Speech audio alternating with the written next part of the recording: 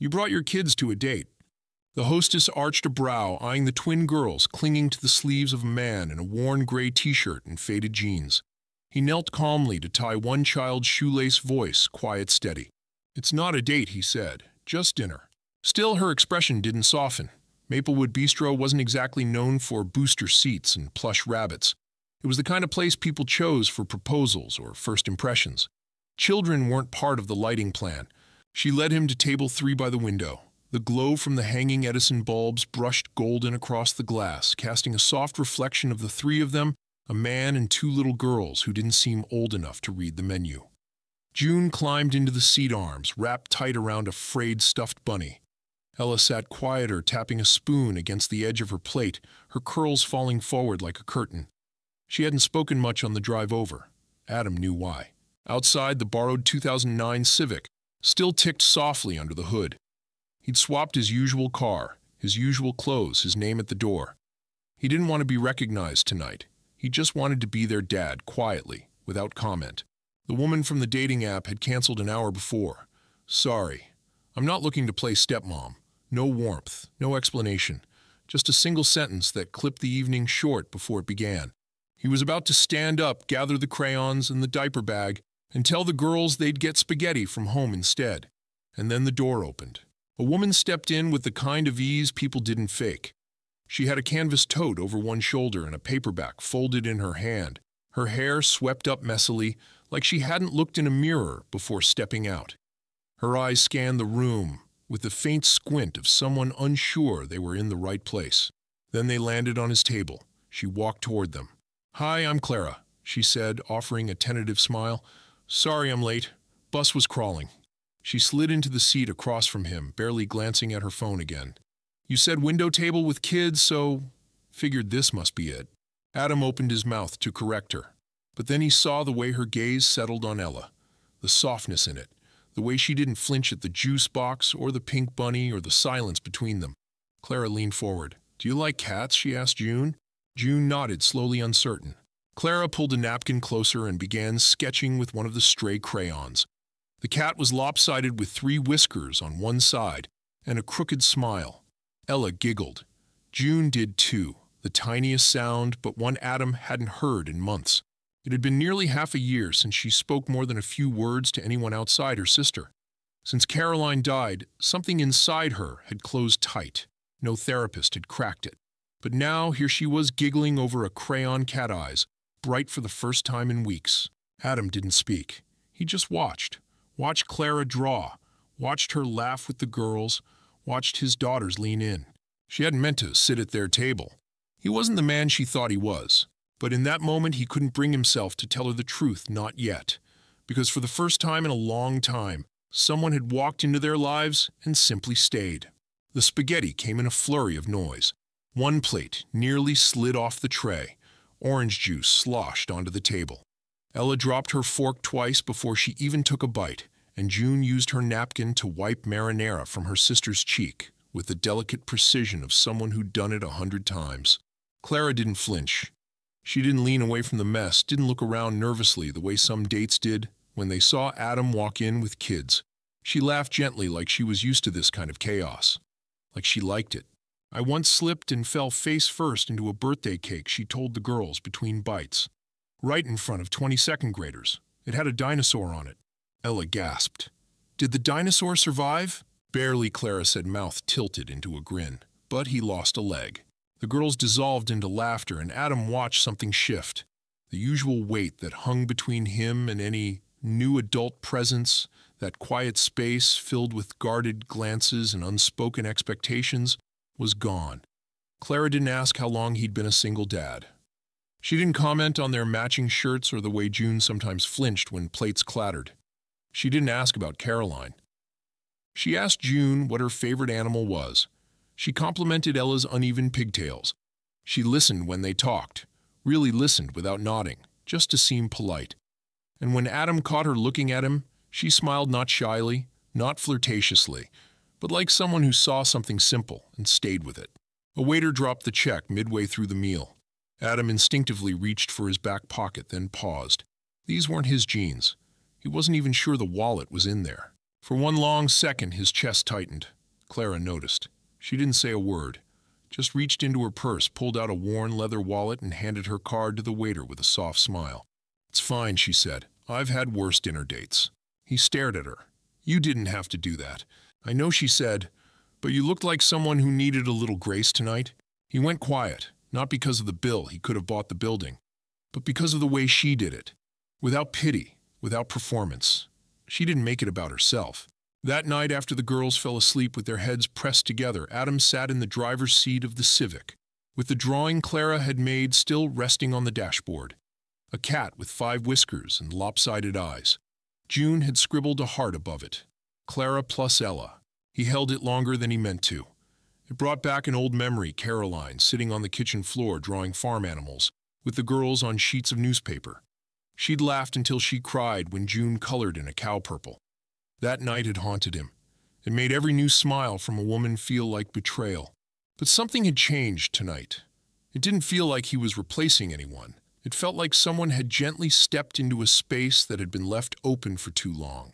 He didn't know anything about Clara, where she lived, what she did beyond liking cats and public buses, but he knew she hadn't once asked him about his job. She hadn't tried to place him on a ladder, hadn't searched his face for recognition. And that meant more than she could possibly know. The next morning, June handed him the drawing again, now slightly wrinkled at the corners. "Don't lose it," she said seriously. "It's for her." Adam knelt to meet her eyes. "You liked her." June paused, then nodded. "She doesn't talk loud."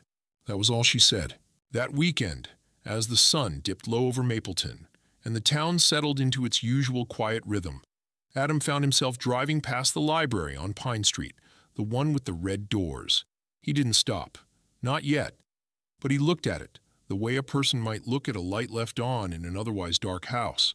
He wasn't sure why he was holding on to a woman he'd met by accident, but he knew what it felt like when someone sat down at the wrong table and somehow made everything feel right. And he wasn't ready to forget that just yet. It had been 4 days. 4 days since a woman with a tote bag and a crooked cat drawing had unknowingly wandered into the life of a man trying his best not to fall apart.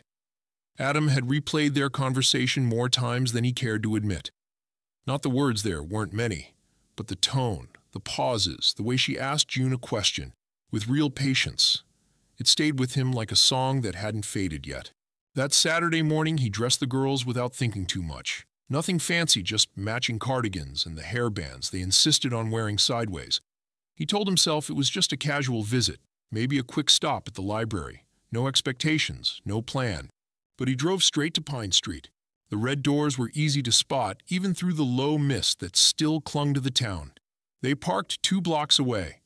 Adam walked slowly, one hand holding Ella's, the other wrapped around June's shoulder. His chest felt tighter with every step. Inside, the scent of wood polish and old pages settled over them like a warm blanket. Children were gathered in the corner, seated cross-legged around a woman holding up a worn picture book. Her voice floated above the hum of the room, animated, theatrical, familiar. And then the bear said, "Who took my hat?" Ella gasped. "That's her." June whispered Miss Clara. Before he could stop them, the girls ran ahead, slipping between the other kids and settling right at her feet. Clara paused mid-sentence. Her eyes scanned the group and then landed on Adam. He stood near the entrance, hands in his jacket pockets, his breath held without meaning to. Clara closed the book gently. "Let's take a short break," she told the children. 5 minutes, okay?" Groans rose up, but the kids scattered toward beanbags and puzzles. Clara rose, smoothing her skirt with both hands, then walked over slowly. "You found me." "I remembered what you said," Adam replied. "The red doors." A silence passed between them. Not hostile, not cold, just full of all the things unsaid. June held up a folded piece of paper. "We made you another drawing." Clara took it with careful hands. A heart, a cat, 3 stick figures holding hands under a lopsided sun. "Thank you, sweetie," she whispered. Then she looked up. "You weren't the man I was supposed to meet that night." "No," Adam admitted. "You were waiting for someone else." Clara crossed her arms loosely. "Then why did you stay?" He exhaled. "Because I couldn't leave." Her brow softened. "I don't know what I was looking for when I walked in that night." He continued. "But when you sat down and you didn't flinch, didn't scan the room, didn't treat them like inconvenience, I felt something shift, and I didn't want to let that go. "I thought you were a teacher," she said quietly. "Or maybe a contractor, someone who wore soft t-shirts on purpose." "I didn't lie," he said quickly. "I just didn't correct you. For once someone looked at me and didn't see a last name or a net worth. You sat with us. You listened. That meant more than I can explain." Clara didn't speak for a while. Her fingers ran over the edge of the drawing. The way June looked at me that night. Adam swallowed. She hadn't laughed like that in 6 months. Not since Caroline passed. "We've seen doctors, therapists. No one could reach her. Then you walked in, drew a crooked cat, and she smiled." Clara looked up sharply. Her eyes glistened. "I didn't know." "I didn't either," he said. "Not until I saw her giggle and realized it was the first sound of joy in half a year." Clara stepped back slightly. She wasn't smiling. She looked shaken, unsure. "I'm not asking for anything Adam said. I just needed you to know that you walked into our lives and gave us something I thought we'd lost for good." She looked down at the drawing again, at the stick figures, the crooked sun. "I need time," she said, voice barely audible. "Everything around you feels big, complicated." He nodded. "Take whatever you need." Another pause. But this one didn't feel like an ending. It felt like a door left ajar, not wide open, not locked, just waiting. Not goodbye, not yet. The photo surfaced on a quiet Tuesday morning. A grainy image taken from behind the branches of a tree, Clara walking hand in hand, with Ella and June outside the Pine Street Library. Her smile was gentle. The girls were mid-laugh skipping. Someone had captured a moment that felt private, fragile, and then gave it to the world without permission. The caption read, "Mystery woman spotted with Bellamy twins. Who is she?" By noon, it was on 3 gossip sites. By evening, Clara Jensen's name was trending. The press tore through what little they could find: her work history, apartment building, the library's online staff list. Speculation churned. Secret girlfriend, hired nanny, private tutor, surrogate mother. People online were vicious in ways only anonymity allowed. At first, Adam tried to contain it quietly. He had dealt with this before: the smear cycles, the whispers, the fast-turning wheels of assumption. But this time was different, because Clara hadn't asked for any of it, because his daughters were in the photos too. He called. She didn't answer. Texted. No reply. On Wednesday morning, the director of the library asked her to step into his office. "There's been pressure," he said, eyes low. "One of our major donors called. They're threatening to pull support." "For what?" Clara asked, her voice small. "They're concerned about, the press, the distraction. They say it undermines the mission of the space." She sat in silence as he handed her a brown file folder. A leave of absence, not termination. Not exactly. "I'm sorry," he added. "Truly, this isn't about right or wrong. It's about image." Clara left through the back door, her belongings in a box that didn't feel heavy until she reached the street. Neighbors stared. A teenager down the hall asked if she was marrying a billionaire. She didn't respond. That night, she sat in her apartment with the lights off. The TV flickered, sound muted. Her phone vibrated, endlessly numbers. She didn't know messages from reporters, strangers, people with opinions. But one name blinked on the screen more than once. "Adam Bellamy, please talk to me." I didn't know this would happen. She read it, then read it again, but she didn't respond.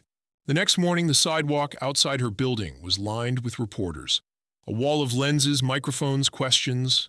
When she peeked out through the curtain, all she saw was noise. Then came the hush. A sudden quiet that spread like a ripple.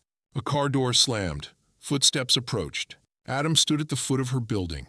No security detail, no assistance. Just him in a long coat collar turned up, against the wind hair a little tousled. He didn't look like a CEO. He looked like a man who hadn't slept. He looked up at her window. She didn't move. So he raised his voice, just enough to carry. "Clara," he said, "I can't change the world, but I can stand between you and it." The clicking of cameras resumed, but he didn't flinch. "I can take the headlines, the noise, the weight, but don't shut me out. Not like this." She stood behind the curtain, frozen. Her hand trembled near the lock, but she didn't open the door. Her voice came through instead, barely above a whisper. "You have to protect your daughters. Don't let them get pulled into this." "They already are," he answered. "They ask about you every night. They miss you. I miss you." A long silence. "I didn't ask for any of this," she said, her voice cracking. "I know," he said. "Neither did we. But it happened. And somehow, It became the most real thing I've known in years.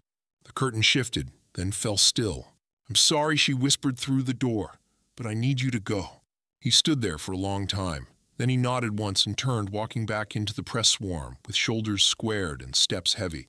Inside, Clara slid to the floor back against the wood. The box of her library things sat beside her, unopened.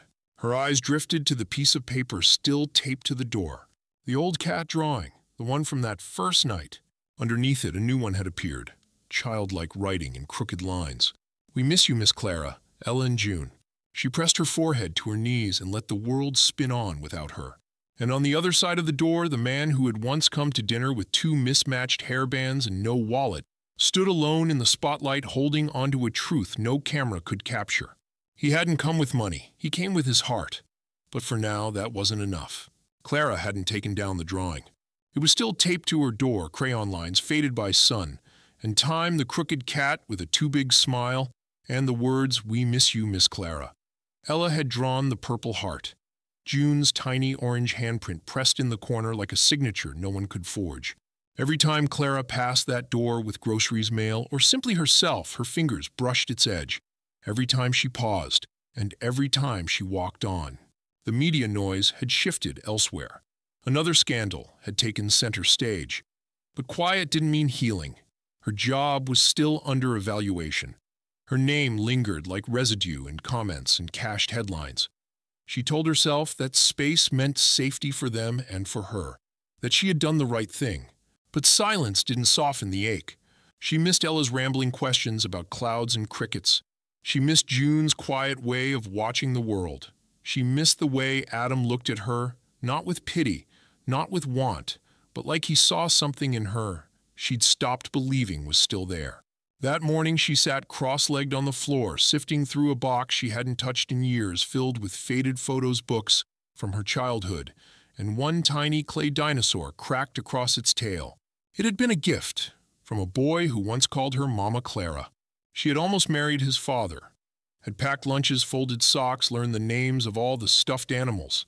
And then one doctor's appointment changed everything. The man she loved found out she couldn't have children. He pulled away slowly at first, then all at once leaving her not just without a fiancé, but without the little boy who had once traced hearts on her arms with jelly-sticky fingers. She had never said goodbye properly, just disappeared like she had been told to. Since then, Clara had promised herself she would never get too close to a child again. She could read to them, recommend books, learn their names, but never let them need her, never let herself hope. And yet 2 little girls had slipped through the seams of that promise like light under a locked door. When the knock came, she didn't move at first. Then came a soft giggle, a hush, a rustle of paper. She opened the door slowly. They were there, standing just as they had in that drawing. Arms stretched out, eyes wide, no expectations, just hope. Clara tried to speak, but her voice caught in her chest. June was the first to run into her arms. Ella followed a beat later. They wrapped around her, like they'd never let go again. She knelt to the floor, their warmth pressing into her, their tiny hands clutching her sweater, like it meant home. "I missed you, Clara," whispered her voice shaking, so much. Behind them, Adam stood in the hallway, no tie, no speech prepared, just him quiet still. When Clara looked up, he didn't move closer, not yet. "I didn't bring promises," he said. "I didn't come to fix everything. I just brought this, my heart, and theirs." She stood, arms still holding the girls. "Why did you really come?" His voice barely rose above the stillness. "Because I can live without the noise, without the titles, but not without what we found here." She didn't speak right away. For a long time she had believed she wasn't enough, not whole enough to be chosen, not maternal enough to be trusted. But standing here in the doorway of a life she had once fled with 2 children, breathing against her collarbone, and a man who hadn't asked her to change, she felt something new. Not rescue, not redemption, just belonging. "I thought leaving would protect you," she said. "You were trying to protect yourself too," Adam replied, "but you didn't have to. We weren't asking you to save us, just to stay." Her eyes dropped to the paper they had just taped below the old drawing. "We bring our hearts," and that's what they had done, quietly, without conditions. She stepped aside. "Then come in," she whispered. And they did, past fear, past press, past everything that had once told them they were too broken to fit. Later, when the girls were napping side by side on the couch, with marker on their cheeks and storybooks across their chests, Adam turned to her. "If you could do anything in the world, anything, what would it be?" Clara traced the spine of a worn library book with her thumb. "I'd start a reading program," she said softly, "for the kids who don't have books at home, for the ones who stay until closing because they don't want to go back." Adam reached for her hand. No urgency, no grandeur. "Then let's build it." And they did. Not because the world was watching, but because the door had opened once, and this time no one let it close.